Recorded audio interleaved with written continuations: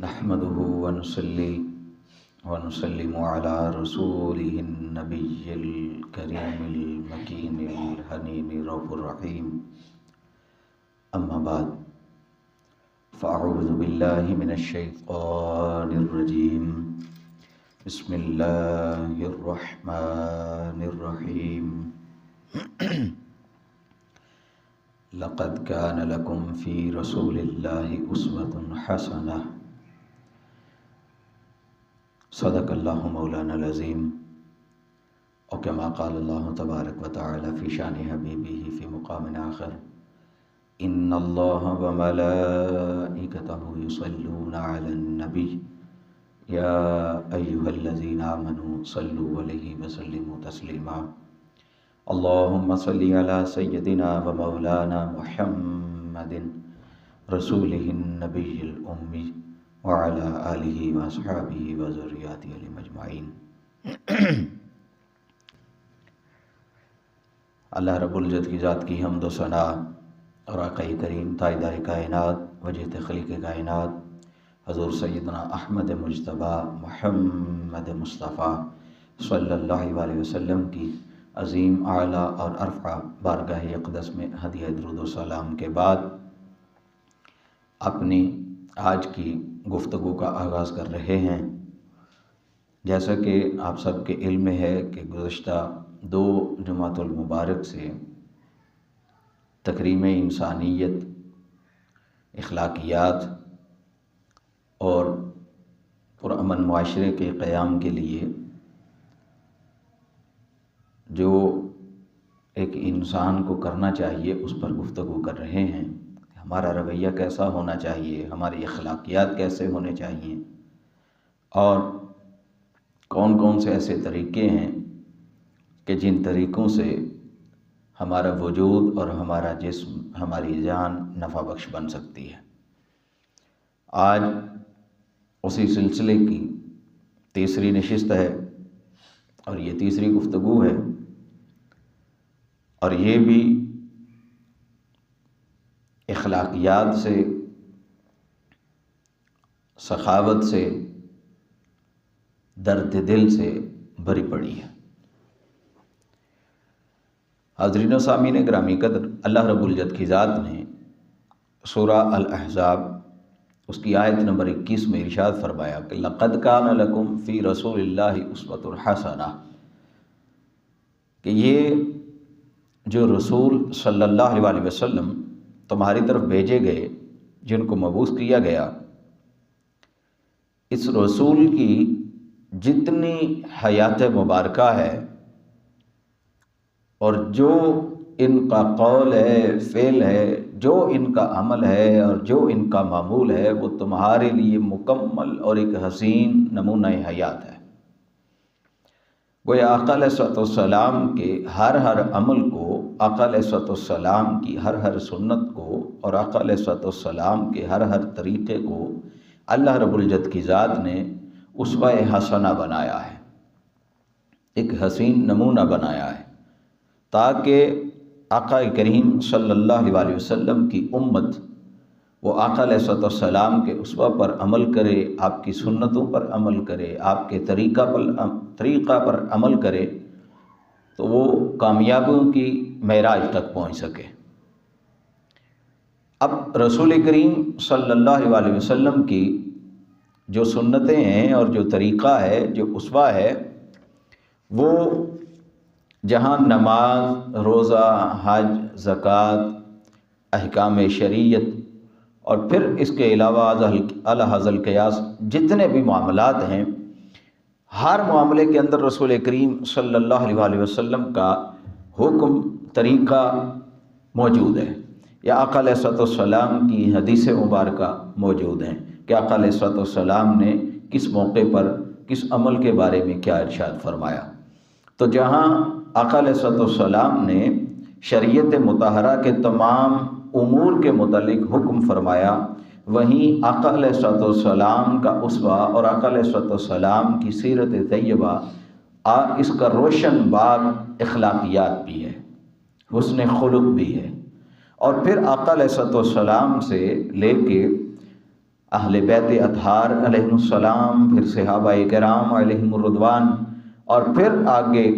صلحاء صالحین اور علماء ربانیین، اور آج تک اہل علم جو لوگ ہیں ان کے درمیان آقا علیہ السلام کا یہ اسوہ چلتا آ رہا ہے۔ اور اپنے اپنے دور میں، اپنے اپنے وقت میں ہر شخص نے آقا علیہ السلام کے طریقہ پر عمل بھی کیا اور اس کا حکم بھی دیا۔ یہاں آقا علیہ السلام کے ابتدائی طور پر کچھ فرامین وہ میں آپ کے گوش گزار کرتا ہوں، اور پھر آگے حسن خلق پر ہم گفتگو کرتے ہیں۔ یہ سب سے پہلے جو میرے سامنے روایت ہے وہ حضرت امام ترمذی کی روایت ہے، انہوں نے اپنی سنن میں اس کو روایت کیا ہے، اور حضرت ابو درداء رضی اللہ تعالی عنہ وہ اس کے راوی ہیں۔ وہ فرماتے ہیں کہ آقا علیہ السلام نے ارشاد فرمایا کہ مومن کے ترازو میں جو سب سے زیادہ وزنی چیز رکھی جائے گی الی یوم القیامہ، قیامت کے دن، خلق حسن، تو اس کا جو اخلاق حسنہ ہے، جو اس کا عمدہ اخلاق ہے، اچھا اخلاق ہے، وہ سب سے زیادہ وزنی ہوگا جب اس کے اعمال نامے میں یا اس کے میزان میں یا جہاں پلڑے میں اس کے اچھائیاں اور برائیاں، اس کے گناہ اور اس کی نیکیاں تولی جائیں گی، تو سب سے زیادہ وزن جس چیز کا ہوگا اس کے اچھائیوں والے پلڑے میں وہ اخلاق حسنہ کا ہوگا، وہ اس کے اچھے اخلاق ہوں گے۔ پھر اسی طرح حضرت ابو ہریرہ رضی اللہ تعالی عنہ انہوں نے بھی اسی طرح حدیث روایت کی ہے، اور اس کو امام ابو داؤد نے اپنی سنن میں نقل کیا ہے۔ حضرت ابو ہریرہ رضی اللہ تعالیٰ عنہ وہ فرماتے ہیں کہ آقا علیہ السلام نے اخلاق حسنہ کے موضوع پر درس دیتے ہوئے ارشاد فرمایا، اکمل المؤمنین ایمانا احسنہم خلقا، کہ مومنین میں سے سب سے زیادہ کامل ایمان اس شخص کا ہے کہ جو اخلاق میں ان سب سے اچھا ہے، جس کا اخلاق سب سے اچھا ہے وہ سب سے زیادہ کامل ایمان والا ہے۔ اب آپ دیکھیں، معاشرے میں جب آپ رہتے ہیں، اس معاشرے میں رہتے ہوئے گفتگو اس سے اخلاق چھلکتا ہے، ادب ہے وہ بھی اخلاق کے ساتھ ہے، تجارت ہے اس میں بھی اخلاق موجود ہے، لین دین کے معاملات ہیں اس میں بھی اخلاق ہے۔ پھر اعلیٰ حاضر کے جتنی آپ مثالیں دیکھ لیں اپنے معاشرے میں، ہر جگہ کسی نہ کسی طرح، کسی نہ کسی شکل میں اخلاق کا ہونا لازم ہے۔ اگر آپ میں اخلاق نہیں ہے، اچھی گفتگو نہیں ہے، اچھا طریقہ تکلم نہیں ہے، پھر لین دین کا طریقہ اچھا نہیں ہے، کسی کے ساتھ ہم کلام ہونے کا طریقہ اچھا نہیں ہے، تو پھر آپ کا اخلاق اچھا نہیں، اور جب اخلاق اچھا نہیں تو پھر کامیابی کبھی بھی آپ کو مل نہیں سکتی۔ آقا علیہ السلام کے جتنے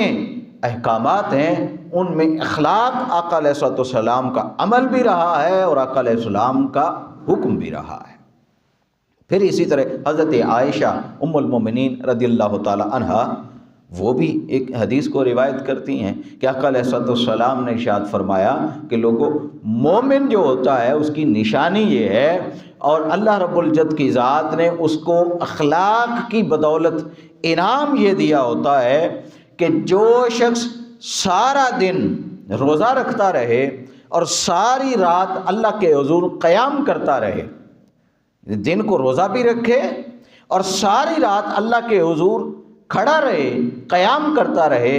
اس کے مقابلے میں اللہ رب العزت کی ذات اس کو زیادہ اجر دیتی ہے جس کے اخلاق اچھے ہوتے ہیں۔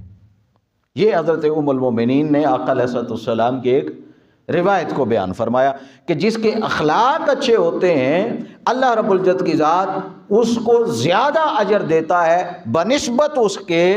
کہ جس نے سارا دن روزہ بھی رکھا ہو اور ساری رات اللہ کے حضور قیام بھی کیا۔ اس سے زیادہ اجر اس کا ہے جس کا اخلاق اچھا ہے، جس کے لوگوں کے ساتھ معاملات اچھے ہیں،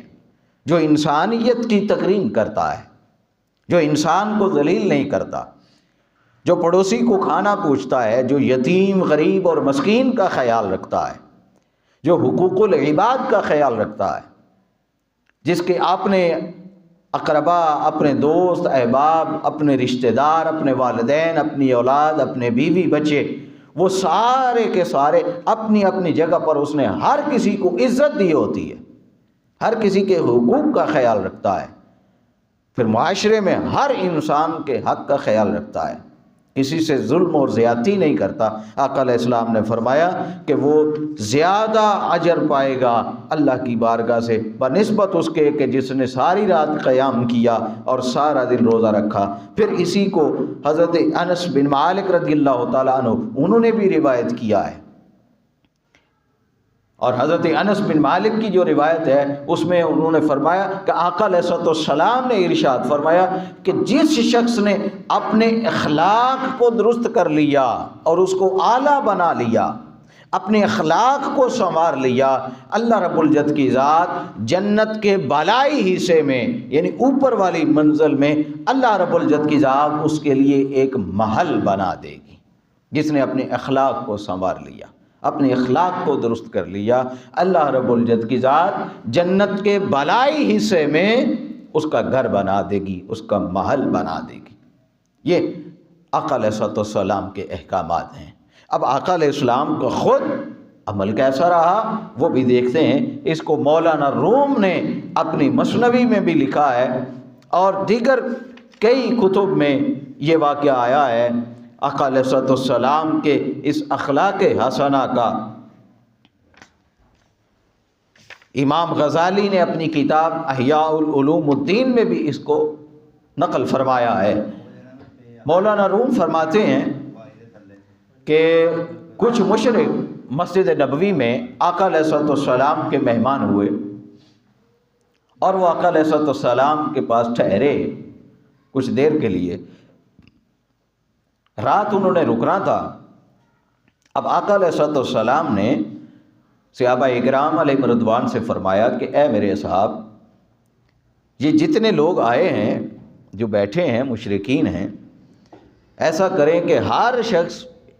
ان میں سے کسی ایک کو یا دو کو یا تین کو جتنی اس کے پاس حیثیت ہو اس کو اپنے گھر لے جائے اور اس کی مہمان نوازی کرے، اس کو اچھا کھلائے پلائے، اس کو سلائے۔ تو آقا علیہ السلام نے ہر کسی کی ڈیوٹی لگائی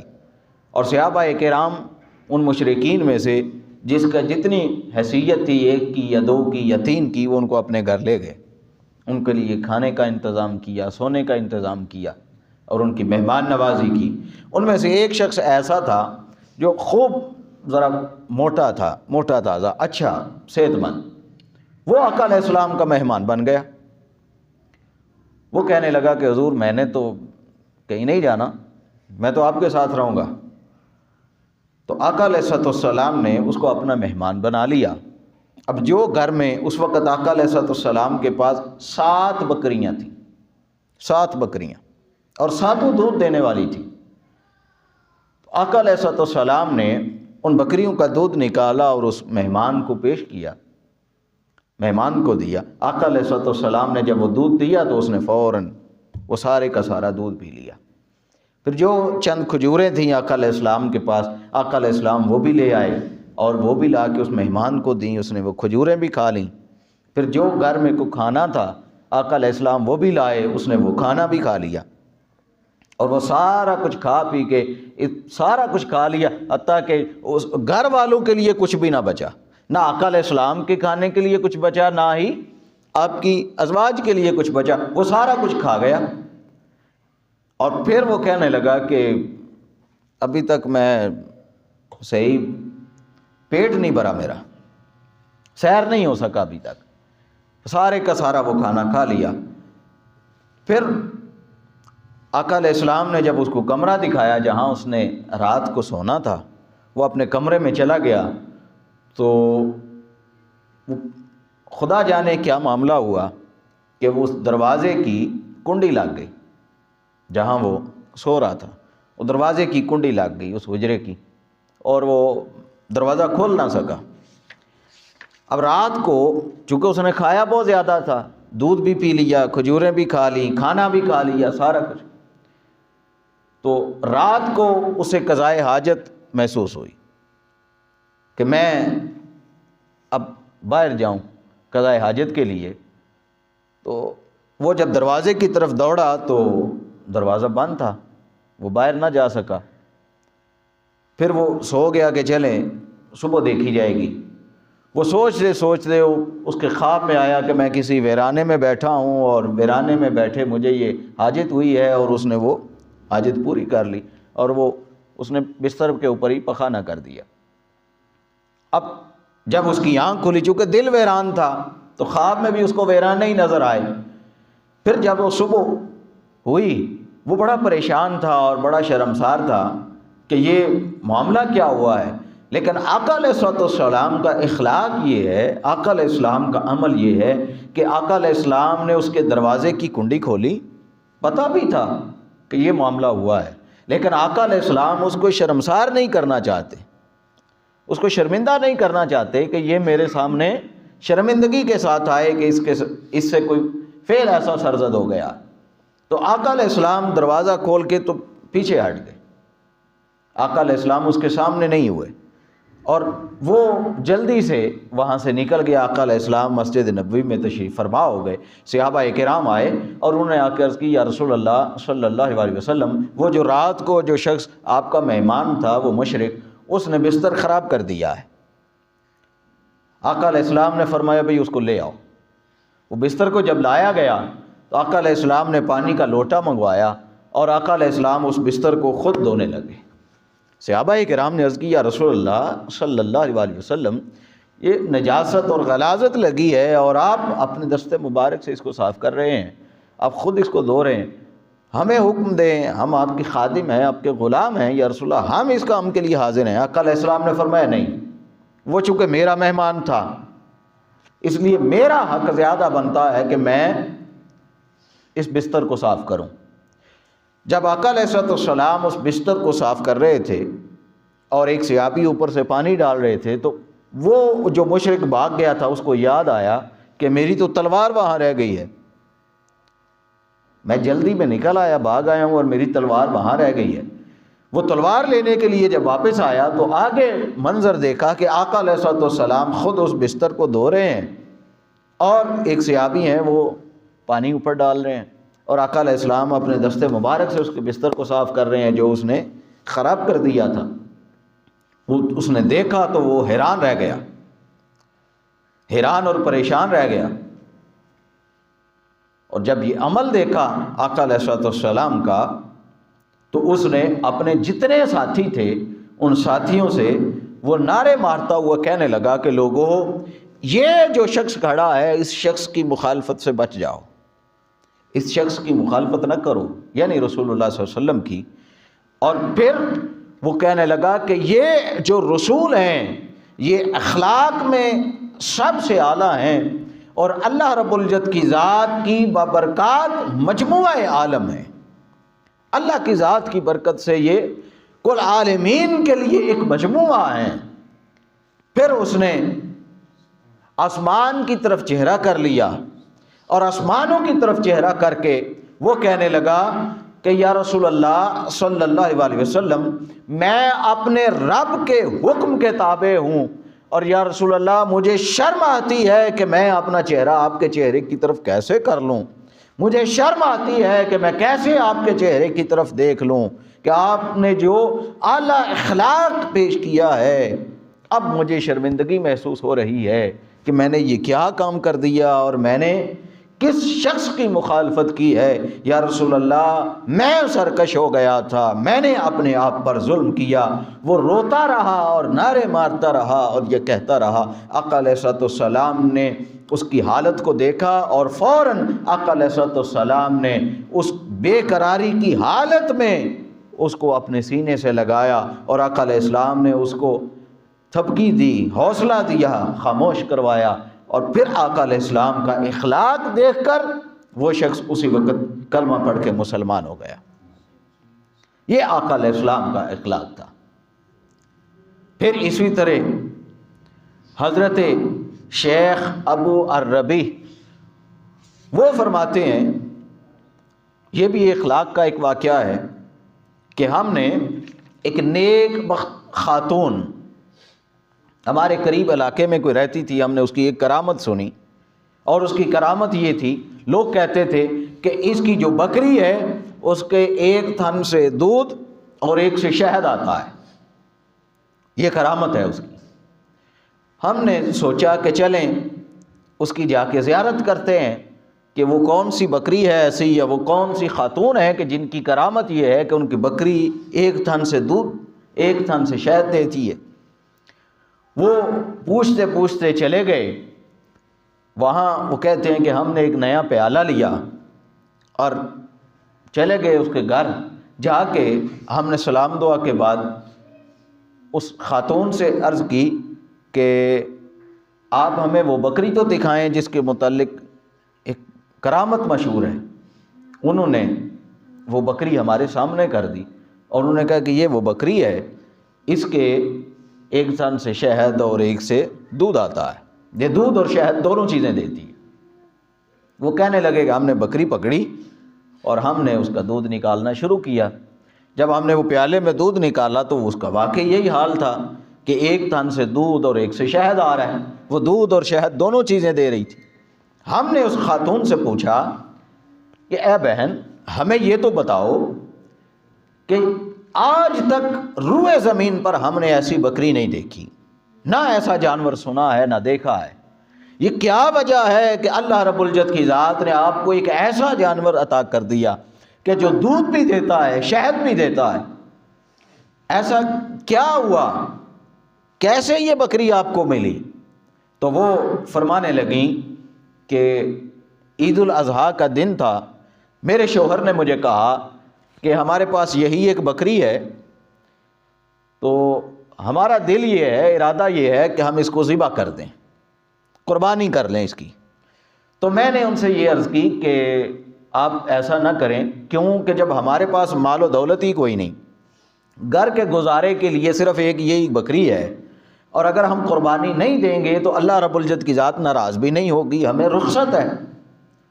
ہمیں اللہ کی ذات نے رخصت دی ہے، تو ہم گناہ گار نہیں ہوں گے، لہٰذا آپ اس بکری کو قربان نہ کریں۔ پھر 2 دن گزرے، تیسرے دن ہمارے گھر کچھ مہمان آ گئے، میرا شوہر کہنے لگا کہ اب کیا کریں؟ تو میں نے ان سے کہا کہ آپ فوراً وہ بکری لائیں اور اس بکری کو ذبح کر دیں، کیونکہ قربانی وہ اللہ رب العزت کی ذات کی طرف سے رخصت تھی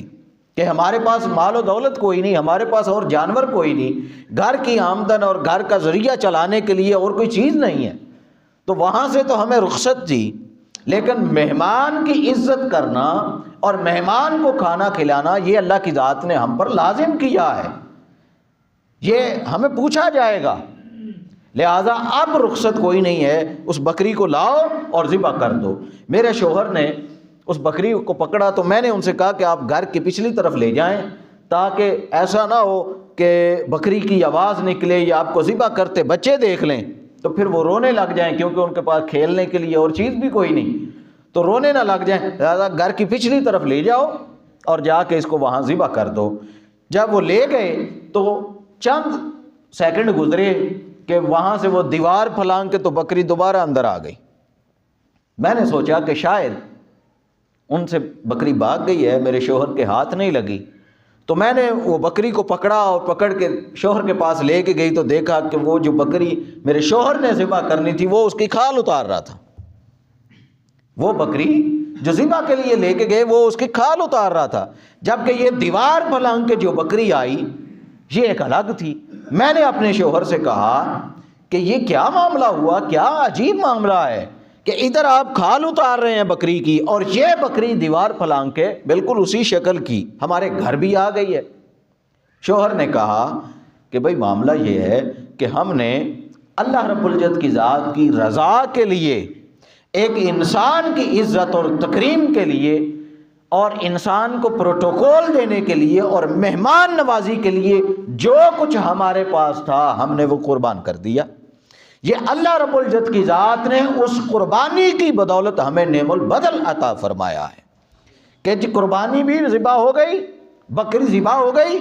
اور اللہ رب العزت کی ذات نے اس کے متبادل ایک اور بکری ہمارے گھر میں بھیج دی۔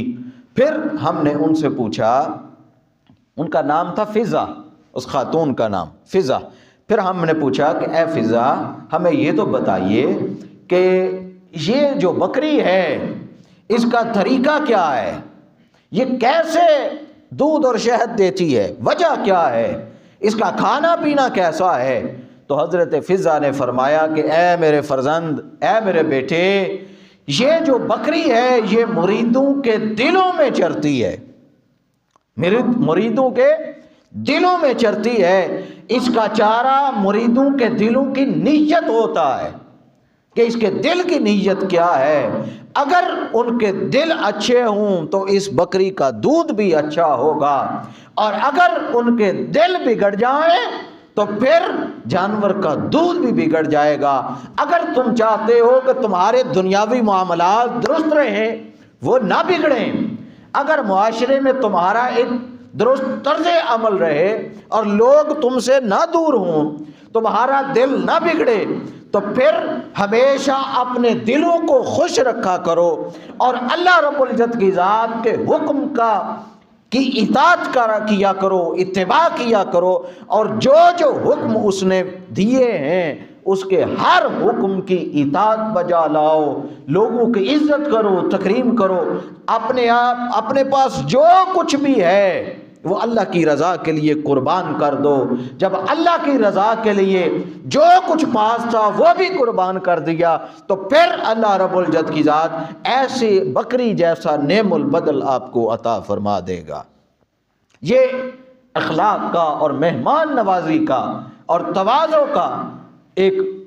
مثال، ایک طریقہ میں نے آپ کو بتایا کہ جو اپنے پاس ہے وہ اللہ کی مخلوق پر خرچ کر دیں، اللہ رب العزت کی ذات اس سے زیادہ آپ کو عطا کر دے گی۔ پھر اسی کو حضرت امام حسن مجتبی بن مولا علی المرتضی کرم اللہ وجہ الکریم اور حضرت ابو سعید خدری رضی اللہ تعالی عنہ، یہ دونوں سے یہ حدیث روایت ہے، اور انہوں نے روایت کیا کہ آقا علیہ الصلوۃ والسلام نے فرمایا کہ میری امت کے لوگ نمازوں اور روزوں کی کثرت کی بدولت جنت میں نہیں جائیں گے۔ اس وجہ سے جنت میں نہیں جائیں گے کہ ان کی نمازیں بے شمار ہیں اور ان کے روزے بے شمار ہیں، بلکہ زیادہ تعداد جو جنت میں جائے گی وہ کثرت اس وجہ سے ہوگی کہ ان کے دل عام مسلمان بھائیوں کے بغض سے پاک ہوں گے، وہ دوسروں کے ساتھ سخاوت کرتے ہوں گے اور مسلمانوں پر رحم کرتے ہوں گے۔ اس وجہ سے اللہ رب العزت کی ذات مسلمانوں کی کثیر تعداد کو جنت الفردوس عطا فرما دے گی کہ ان کے دل میں کسی مسلمان بھائی کے لیے بغض نہیں ہوگا، وہ سخاوت کرتے ہوں گے اور وہ ایک دوسرے پر رحم کرتے ہوں گے۔ پھر اللہ رب العزت کی ذات نے حدیث قدسی ہے، آپ نے بے شمار دفعہ سنی ہے کہ اللہ رب العزت کی ذات فرماتی ہے کہ انسان قیامت والے دن پوچھے گا، اللہ کہ انسان میں بیمار تھا تو میری عیادت کے لیے کیوں نہیں آیا؟ انسان عرض کرے گا باری تعالیٰ تو تو رب ہے، تو رب العالمین ہے، تجھے بیماری کا کیا؟ تجھے کون سی بیماری لگ سکتی ہے؟ میں تجھے کیسے دیکھتا، کیسے عیادت کرتا؟ تو اللہ کی ذات فرمائے گی کہ فلاں شخص تیرے محلے میں یا تیرے پڑوس میں یا فلاں تیرا دوست، تیرا عزیز، تیرا قریبی وہ بیمار تھا، تو اس کی عیادت کے لیے جاتا تو مجھے اس کے پاس موجود پاتا، تو اس کی عیادت کے لیے نہیں گیا، گویا تو میرے پاس نہیں آیا۔ پھر اللہ رب العزت کی ذات پوچھے گی کہ فلاں دن میں بھوکا تھا، تو نے مجھے کھانا کیوں نہیں کھلایا؟ پھر وہ بندہ عرض کرے گا باری تعالیٰ تجھے کھانے کی حاجت نہیں ہے، میں تجھے کس طرح کھلاتا؟ تو اللہ کی ذات فرمائے گی کہ وہ فلاں شخص فلاں دن اس نے تجھ سے کچھ کھانا پانی مانگا تھا، اگر تو اسے دے دیتا اور وہ کھا بھی لیتا تو تو دیکھتا کہ میں وہاں اس کے ساتھ موجود تھا، تو مجھے وہاں پا لیتا۔ پھر اللہ رب العزت کی ذات فرمائے گی فلاں دن میں نے تجھ سے پانی مانگا، تو نے مجھے پانی نہیں پلایا، میں پیاسا تھا مجھے پانی نہیں پلایا۔ وہ عرض کرے گا باری تعالیٰ تو پاک ہے ان سب چیزوں سے، میں تجھے کیسے پانی پلا دیتا؟ تو اللہ کی ذات فرمائے گی اگر وہ فلاں شخص جس نے فلاں دن پانی مانگا تھا اگر اس کو تو پانی پلا دیتا تو دیکھتا کہ اس کو پانی پلانا گویا میرے رستے میں خرچ کرنا ہے، تو مجھے وہاں پا لیتا، محسوس کر لیتا۔ تو یہ پھر مولا کائنات حضرت علی المرتضی کرم اللہ وجہ الکریم ان کی شہادت کا تیسرے دن 3 دن بعد حضرت امام حسن مجتبیٰ علیہ السلام وہ مسجد کوفہ کی طرف جا رہے تھے کہ اچانک رستے میں کسی کی آواز آئی، ندا دینے کی، کسی کے بلانے کی آواز آئی۔ حضرت امام حسن مجتبیٰ نے وہ آواز سنی، لیکن آس پاس دیکھا، بندہ کوئی نہیں نظر آیا۔ تھوڑے 2 قدم چلے، پھر وہ آواز آئی، پھر اس کی تلاش میں لگے، دیکھا کہ ایک شخص ہے، بوڑھا اور ضعیف ہے، نابینا ہے، اسے نظر بھی کچھ نہیں آتا۔ آپ اس کے پاس گئے اور پوچھا، اے بزرگ بتائیے کیا حاجت ہے؟ وہ کہنے لگے کہ 3 دن ہو گئے ہیں میں بھوکا ہوں، 3 دن سے میں نے کچھ نہیں کھایا۔ وہ فوراً حضرت امام حسن مجتبیٰ گئے اور انہوں نے کھانا پانی لیا اور لا کے اس سے باتیں کرنے لگے، اس کو کھانا کھلانے لگے۔ وہ کھانا کھاتے کھاتے وہ بزرگ کہنے لگے کہ اے نوجوان، آپ کی آواز اور آپ کا لہجہ بالکل اسی طرح ہے جیسے پہلے ایک شخص آیا کرتا تھا، 3 دن ہو گئے ہیں، پتہ نہیں وہ مجھے کیوں بھول گیا، وہ میرے پاس آیا نہیں ہے، اس نے مجھے کھانا نہیں کھلایا۔ مجھے لگتا ہے کہ تیرا لب و لہجہ بھی اسی طرح ہے، تیرا کھانا کھلانے کا طریقہ بھی وہی ہے جو اس شخص کا تھا، بتا تو کون ہے اور وہ شخص کون تھا، کہاں گیا وہ؟ تو حضرت امام حسن مجتبیٰ علیہ السلام ان کا ضبط کا بندھن ٹوٹ گیا، رونے لگے اور روتے روتے ارشاد فرمایا کہ اے بزرگ، وہ جو پہلے کوئی شخص آپ کو آ کے کھانا کھلاتا تھا وہ میرے والد علی المرتضیٰ کرم اللہ وجہ الکریم تھے۔ 3 دن پہلے ایک شخص نے ان کو مسجد میں شہید کر دیا ہے، مجھے آپ کا علم نہیں تھا، اس لیے میں آیا اور آ کے آپ کو کھانا کھلایا۔ تو وہ بزرگ وہ کہنے لگے کہ اے حسن مجتبیٰ، یقین جانو اللہ رب العزت کی ذات بہتر جانتی ہے کہ اس نے اپنی نبوت اور ولایت کس گھرانے کو دینی ہے۔ اللہ رب العزت کی ذات نے بہتر فیصلہ فرمایا اور اللہ رب العزت کی ذات نے آپ کے گھرانے کو اعلیٰ سے اعلیٰ بنا دیا صرف اس سخاوت کی وجہ سے۔ یہ لوگوں کی خدمت ہے، تواضع ہے، خوش اخلاقی ہے، خلق حسن ہے، یہ اخلاق حسنہ اور یہ آقا علیہ السلام کا طریقہ رہا ہے۔ پھر امام حسن مجتبیٰ علیہ السلام آپ مدینہ کے ایک باغ میں جاتے ہیں، گزرتے گزرتے باغ میں داخل ہوتے ہیں، دیکھتے ہیں کہ ایک شخص بیٹھا ہے اور اس کے پاس روٹی ہے، وہ ایک کتا پاس بیٹھا ہے، وہ ایک لقمہ خود لیتا ہے، ایک کتے کو ڈال دیتا ہے، ایک لقمہ خود کھاتا ہے، ایک کتے کو ڈال دیتا ہے۔ حضرت امام حسن مجتبیٰ دیکھتے رہتے ہیں حتیٰ کہ وہ 4 یا 5 لقمے اس نے خود کھائے، باقی ساری روٹی اس نے وہ کتے کو کھلا دی۔ آپ اس کے پاس گئے، آپ فرمانے لگے کہ اے شخص، تو نے اس کتے کو ساری روٹی کھلا دی، اگر تو اسے دھتکار دیتا، اسے نہ بھی دیتا تو کیا معاملہ تھا، تو خود تو پیٹ بھر کے کھاتا۔ تو وہ جو غلام تھا، وہ شخص جو ادھر بیٹھا تھا باغ میں، اس نے عرض کی کہ حضور معاملہ یہ ہے کہ جب وہ بھوکی آنکھوں کے ساتھ میری طرف دیکھ رہا تھا تو مجھے اکیلے روٹی کھاتے ہوئے بڑی شرم محسوس ہوئی۔ وہ کتا ہے، انسان نہیں ہے، لیکن وہ غلام کہہ رہا ہے کہ حضور جب اس نے بھوکی آنکھوں کے ساتھ میری طرف دیکھا اور روٹی کی طرف دیکھا، مجھے شرم آئی کہ میں تنہا روٹی کھا لوں اور یہ کتا بھوکا رہ جائے، اس لیے میں نے زیادہ روٹی اپنے حصے کی اس کتے کو دے دی۔ حضرت امام حسن مجتبیٰ اس کی سخاوت سے اتنا خوش ہوئے، فرمانے لگے بھئی تیرا نام کیا ہے؟ اس نے نام بتایا، فرمایا یہ باغ کس کا ہے؟ اس نے بتایا کہ یہ ابان بن عثمان کا باغ ہے اور میں اسی کا غلام ہوں۔ آپ فرماتے ہیں کہ ادھر بیٹھو جب تک میں نہ ہوں، کہیں نہیں جانا۔ وہ شخص ادھر بیٹھا رہا، چند ساعتیں گزریں، امام حسن مجتبیٰ واپس آئے اور فرمانے لگے کہ اے غلام، میں نے اس باغ کو ابان بن عثمان سے خرید لیا ہے، میں نے اس باغ کو خرید لیا ہے۔ وہ غلام تعظیماً کھڑا ہوا ہاتھ باندھ کے اور عرض کرنے لگا، اے میرے مولا، اے میرے آقا، اللہ رب العزت کی ذات اور کریم آقا صلی اللہ علیہ وسلم کی خدمت گزاری کے لیے اور میں آپ کی خدمت کے لیے ان کے حکم کے بعد حاضر ہوں، جو حکم کریں میں آپ کا خادم ہوں۔ آپ فرمانے لگے کہ اے غلام، اب تو میرا خادم نہیں ہے، تو میرا غلام نہیں ہے، میں نے باغ سمیت تجھے بھی خرید لیا ہے، جا یہ باغ بھی تیرا ہے اور یہ آج کے بعد میری طرف سے تو آزاد ہے ہمیشہ کے لیے۔ باغ بھی اس کو دے دیا اور اس کو آزاد بھی کر دیا۔ پھر کمال یہ، وہ بھی ایک سخی تھا، امام حسن مجتبیٰ کی سخاوت یہ تھی کہ غلام بھی خرید لیا، باغ بھی خرید لیا اور اسی وقت غلام کو آزاد کر دیا۔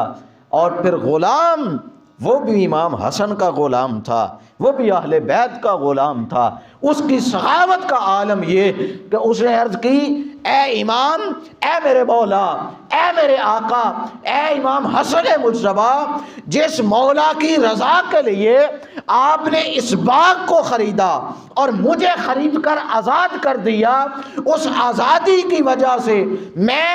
اپنے اسی مولا کے لیے اس باغ کو اس کی راہ میں وقف کر دیتا ہوں،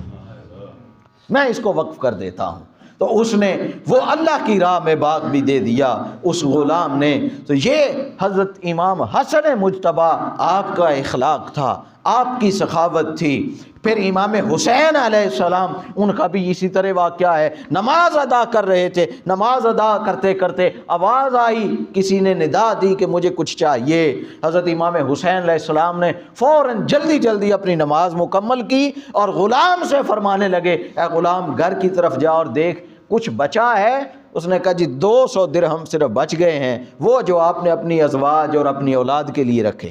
صرف وہ بچ گئے۔ آپ نے فرمایا میرے ازواج اور اولاد کی، میرے گھرانے کی خیر ہے، وہ لاؤ اور لا کے مجھے دو۔ وہ 200 دینار اسی وقت اس شخص کے ہاتھ میں پکڑا دیے اور ساتھ یہ بھی فرمانے لگے کہ آج ہمارا ہاتھ تھوڑا تنگ ہے، آج ہمارے پاس صرف رہ یہ گیا ہے، اس لیے ہم آپ کو پورا دے نہیں سکے، لہذا جتنا ہے اسی سے گزارا کرو۔ وہ کہنے لگا حضور مجھے صرف 50 کی ضرورت تھی،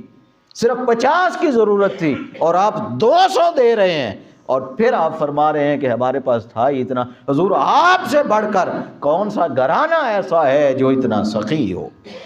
یہ سخاوت، یہ فیاضی، یہ اخلاقیات ہیں، یہ تواضع ہے، یہ انکساری ہے، یہ مخلوق کے ساتھ اللہ کی رضا کے لیے، اللہ کی رضا کے لیے اس کی مخلوق کے ساتھ نرمی ہے، اس کی مخلوق کے لیے آسانی پیدا کرنا ہے۔ جب انسان کسی مخلوق کے لیے، اس کی مخلوق کے لیے آسانیوں میں لگ جاتا ہے، پھر اللہ رب العزت کی ذات اس انسان کے بھی تمام رستے کی رکاوٹوں کو دور کر دیتا ہے، پھر اللہ رب العزت کی ذات اس کے لیے آسانیاں پیدا کرنے لگ جاتا ہے۔ بنی اسرائیل کا ایک شخص تھا، وہ سفر کر رہا تھا اور بنی اسرائیل کے اس علاقے میں قحط تھا، کئی سالوں سے قحط تھا۔ وہ گزرتے گزرتے وہ کہنے لگا کہ کاش یہ جو اتنا بڑا پہاڑ ہے، کاش یہ پہاڑ آٹے کا بن جاتا، یہ پہاڑ آٹے کا بن جاتا اور یہ آٹا ہو جاتا، میں سارے کا سارا پہاڑ بنی اسرائیل میں تقسیم کر دیتا کہ لوگوں کا قحط ختم ہو جائے، لوگ کھا پی لیں۔ اسی وقت اس وقت کے نبی کی طرف اللہ رب العزت کی ذات نے وحی فرمائی اور فرمایا کہ میرے اس بندے سے جا کے کہہ دے کہ اے میرے بندے، تو نے چونکہ انسانیت کی بہتری کے لیے نیت کر لی ہے، لہذا اس نیت کی وجہ سے بھی میں نے پورے پہاڑ کے آٹے کا ثواب تیرے نامہ اعمال میں داخل کر دیا۔ ابھی کام نہیں کیا، بانٹا نہیں ہے، تقسیم نہیں کیا، لیکن نیت کی ہے، ارادہ کیا ہے کہ کاش میرے پاس یہ ہو تو میں اس کی مخلوق کے لیے آسانی پیدا کر دوں، اس کی مخلوق کی خدمت کر دوں۔ اللہ کی ذات نے فرمایا بھائی بے شک تجھے عطا نہیں ہوا، لیکن تو نے نیت کر لی ہے میری مخلوق کو آسانی دینے کی، لہذا اس نیت کی وجہ سے میں نے اس پہاڑ کا ثواب تیرے نامہ اعمال میں لکھ دیا ہے۔ یہ اللہ رب العزت کی ذات کو بڑا پسند ہے۔ لوگوں ہمیشہ لوگوں کو آسانیاں بانٹنے والے بن جاؤ، لوگوں کو آسانیاں بانٹو، لوگوں میں تقسیم کرو، مال تقسیم کرو، کھانا تقسیم کرو، پانی۔ آقا علیہ السلام نے فرمایا کہ اگر کسی کے پاس کھجور ہے، وہ آدھی کھجور اگر صدقہ کر دیتا ہے، اپنے بھائی کو دے دیتا ہے، قیامت والے دن وہ اللہ رب العزت کی ذات کی بارگاہ میں اس کا بھی اجر دیکھ کر حیران رہ جائے گا کہ اتنا زیادہ، اس آدھی کھجور کا اجر اتنا زیادہ مل جائے گا۔ پھر اسی طرح آقا علیہ السلام نے فرمایا کہ مومن کی جو نیت ہے وہ اس کے عمل سے بہتر ہے۔ پھر حضرت ابراہیم علیہ السلام کا عمل یہ تھا کہ جب کھانا کھانے بیٹھتے، میل 2 میل تک تلاش کرتے کہ کاش کوئی بندہ ایسا مل جائے جس کے ساتھ بیٹھ کے کھانا کھایا جائے، میں تنہا کھانا نہ کھاؤں۔ مولا علی اور مرتضیٰ 1 ہفتہ ہو گیا، ان کے گھر کوئی مہمان نہیں آیا، رونے لگ گئے، اللہ کے حضور توبہ کرنے لگ گئے، باری تعالیٰ تم مجھے معاف کر دے۔ لوگوں نے پوچھا حضور کیا معاملہ ہوا؟ عرض کرنے لگے شاید میرا مالک اور میرا مولا مجھ سے ناراض ہو گیا ہے کہ 1 ہفتے سے کوئی مہمان گھر نہیں آ سکا۔ یہ فیاضی ہے، یہ سخاوت ہے، یہ انفاق فی سبیل اللہ ہے۔ پھر آقا علیہ السلام نے فرمایا کہ جو شخص کسی بھوکے کو اللہ کی رضا کے لیے کھانا کھلاتا ہے اس کے لیے جنت واجب کر دی جاتی ہے، اور جو بھوکے سے کھانا روک لے اللہ رب العزت کی ذات اس کے لیے جنت کا دروازہ بند کر کے دوزخ کا دروازہ کھول دیتا ہے۔ یہ آقا علیہ السلام کا حکم ہے۔ پھر آقا علیہ السلام نے فرمایا کہ سخاوت جو ہے وہ جنت کے درختوں میں سے ایک درخت ہے۔ سخاوت جنت کے درختوں میں سے ایک درخت ہے، اس کی شاخیں زمین تک لٹک رہی ہیں۔ جس نے اس ایک شاخ کو یعنی سخاوت کو تھام لیا، وہ درخت اسی شاخ کی بدولت اسے اٹھا کے اپنے پاس جنت میں لے جائے گا، اس کے لیے جنت لازم ہو جائے گی۔ پھر حضرت مقدام بن شریح وہ اپنے والد سے وہ جد امجد اور ان کے دادا نے حضور علیہ السلام سے عرض کی یا رسول اللہ صلی اللہ علیہ وسلم کوئی ایسا عمل مجھے بتا دیجئے کہ جو عمل مجھے جنت میں لے جائے، جو عمل مجھے جنت میں لے جائے۔ آقا علیہ السلام نے فرمایا کہ جنت میں جانے کے لیے ضروری ہے کہ تو لوگوں کو کھانا کھلا، لوگوں کو سلام کر اور خوش اخلاقی کے ساتھ ان کے ساتھ گفتگو کیا کر، یہ عمل تجھے جنت میں لے جائے گا۔ لوگوں یہ جتنے اعمال ہیں آقا علیہ السلام کا اسوہ اسی لیے ہے، آقا علیہ السلام کی سیرت مطہرہ وہ اسی لیے ہے، آقا علیہ السلام کی حیات مبارکہ کو کامل اسوہ اسی لیے اللہ رب العزت کی ذات نے فرمایا ہے کہ آقا علیہ السلام کا ہر عمل وہ اخلاق سے مزین ہے۔ آقا علیہ السلام ہمیشہ آسانی چاہتے ہیں، دین آسانی چاہتا ہے، اللہ کی ذات مخلوق کے لیے آسانی چاہتی ہے۔ لوگوں ہمیشہ کوشش کیا کرو کہ آپ کا وجود اور آپ کا جسم لوگوں کے لیے نفع بخش بن جائے، لوگوں کے لیے آسانی والا بن جائے۔ ہمیشہ نفع والا کام کریں، آسانی والا کام کریں اور اللہ کی مخلوق کی خدمت میں لگے رہیں، ایک دوسرے سے کو تان نہ کریں، اس کی تذلیل نہ کریں، کسی کو جھوٹا بہتان نہ لگائیں اور کسی کو پریشان نہ کریں۔ اللہ رب العزت کی ذات پھر اسی وجہ سے آپ کے لیے آسانیاں پیدا کرتا جائے گا۔ اللہ رب العزت کی ذات ہم سب کے حال پر رحم فرمائے۔ وما علینا الا البلاغ المبین۔